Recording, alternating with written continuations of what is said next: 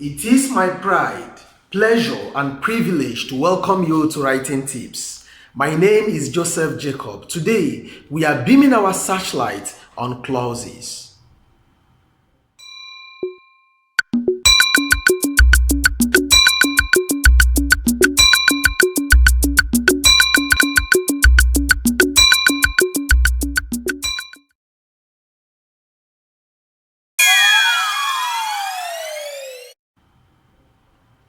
A clause can be defined as a group of words that contain a finite verb and can function as part of a sentence. A clause may or may not stand on its own and make a complete sense.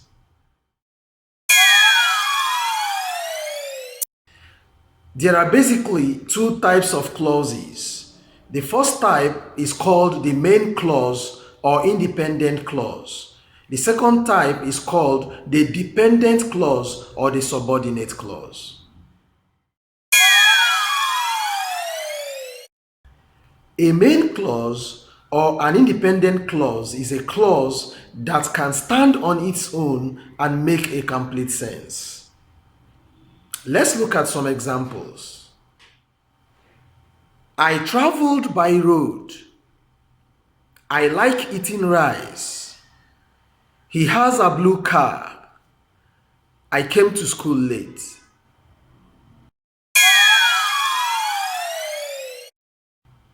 The dependent clause or the subordinate clause is the opposite of the main clause. This is a clause that cannot stand on its own and make a complete sense. Most times, you have to join the subordinate clause to the main clause for it to make a complete sense. Let's consider some examples.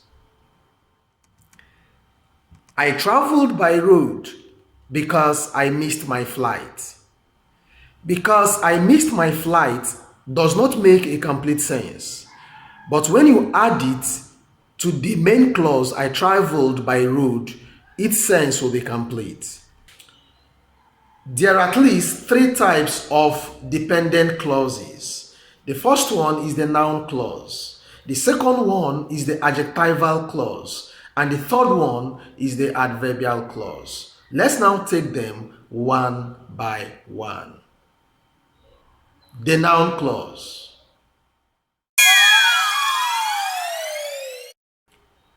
A noun clause is a clause that performs the functions of a noun in a sentence. Those functions are subject of the verb, object of the verb, complement of the subject, and complement of the object. Any clause that performs these four functions is nothing but a noun clause. Let's consider some examples. That Messi played is essential to their victory. That Messi played is a subject of the verb is. Whoever wins the semi-final will meet Manchester United.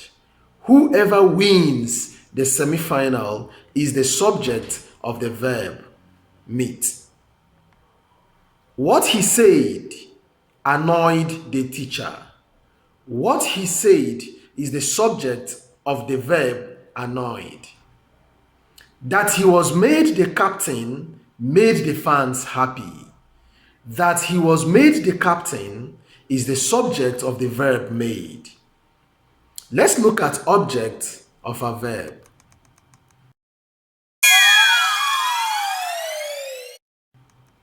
The chairman will be informed whenever you arrive. Informed is a verb, and whenever you arrive is the object of the verb. The players forgot all that the coach taught them. The verb forgot has the object all that the coach taught them. We can't remember when last we played chess. The verb remember has the object when last we played chess. Let's look at complement of a subject. What broke my heart most is the fact that the child died. The fact that the child died is the complement of the subject, what broke my heart most. What the board decided is that he should resign. That he should resign is the complement of the subject, what the board decided. He came with the car which his father bought. Which his father bought is complementing the object car. He left with the textbook which the teacher bought. Which the teacher bought complements the object textbook. Let's now proceed to the second type of subordinate clause, the adjectival clause.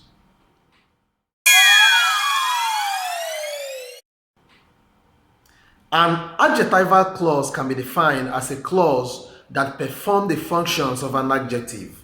And you know there are definitely two functions: to modify a noun or to modify a pronoun. The car which I bought last month has crashed. Which I bought last month is modifying the noun car. The stadium which will host the World Cup final has been opened. Which will host the World Cup final is modifying the noun stadium. Let's proceed to the third type of subordinate clause, the adverbial clause. The adverbial clause is a clause that modifies the verb in the main clause by telling us how, when, where, etc. the action is performed.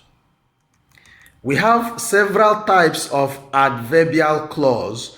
We have adverbial clause of time, adverbial clause of place, adverbial clause of manner, adverbial clause of purpose, adverbial clause of condition, adverbial clause of result, adverbial clause of concession.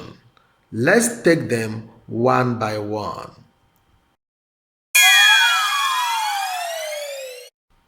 Adverbial clause of time, as the name implies, tells us when the action took place. Let's look at these examples. I got to the hall when the governor arrived. When the governor arrived was when I got to the hall. So, when the governor arrived is an adverbial clause of time. Another example, he ended his speech when the bell rang. So, when did he end the speech? It was when the bell rang. So, when the bell rang becomes an adverbial clause of time.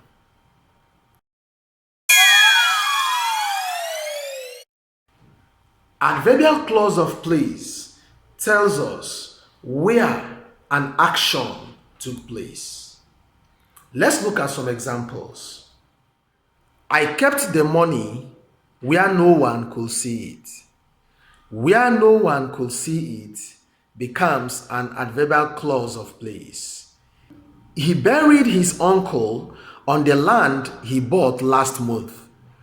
On the land he bought last month becomes an adverbial clause of place.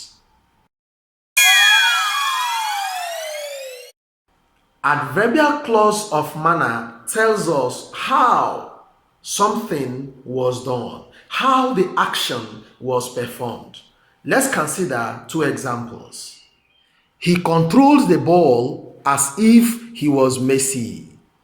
As if he was Messi is an adverbial clause of manner. He spoke as if he was going to devour us. As if he was going to devour us is an adverbial clause of manner.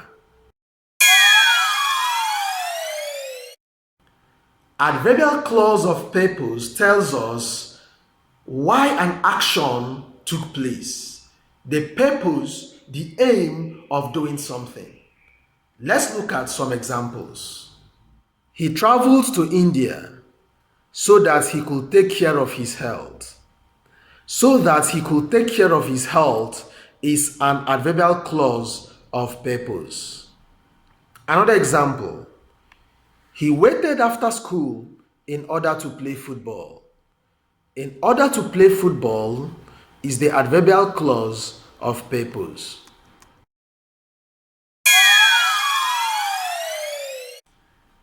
Adverbial clause of condition helps us to express the condition under which certain things will be done.